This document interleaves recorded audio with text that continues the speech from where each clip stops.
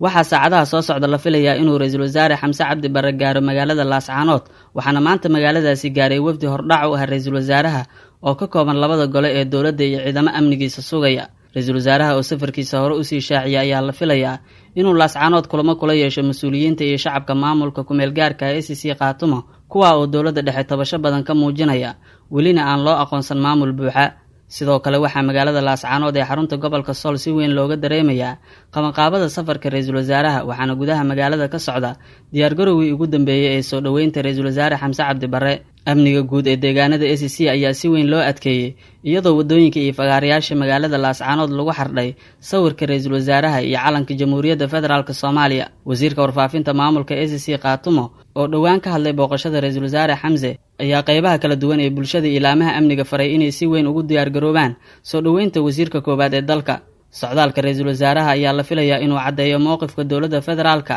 ee ku aadan taageerada Khaatumo iyo horumarinta gobolada SSC. Geesta kale safarka ra'iisul wasaaraha waxaa dhowaan diidmo ka muujisay Somaliland oo sheegtay in deegaanada SSC Khaatumo ay iyadu maamusho waxayna kal hore ku goodiyeen in Xamse uu ka qoomamay doono safarka Laascaanood. Hadalka Somaliland waxaa si kulul ugu jawaabtay SSC Khaatumo waxaana wasiirka warfaafinta Khaatumo Najiib Barqadle uu sheegay in haddii ay shaki ka qabaan amniga aysan martiqaadi lahayn ra'iisul wasaaraha wuxuuna xusay in ciidamada SSC ay si buuxda ugu filan yihiin xaqiijinta amniga ra'iisul wasaare Xamse Cabdi Barre inta uu joogo deegaanadooda. Wasiirka ayaa ugu baaqay Somaliland inay ka waantoobaan horinta colaad mar kale ka dhacday deegaanada SSC oo haatan uu maamulka Khaatumo gacanta ku hayo. Safarka ra'iisul wasaare Xamse Cabdi Barre ee Laascaanood ayaa dhaliyay hadalhayn aad u xooggan waxaana ujeedadiisu tahay xoojinta xiriirka dowladda dhexe iyo maamulka SSC Khaatumo si loo sii ambaqaado howlaha u harsan ee la xiriira maamulkaasi oo weli ku meel gaar ah isla markaana wajahaya xaalado colaadeed.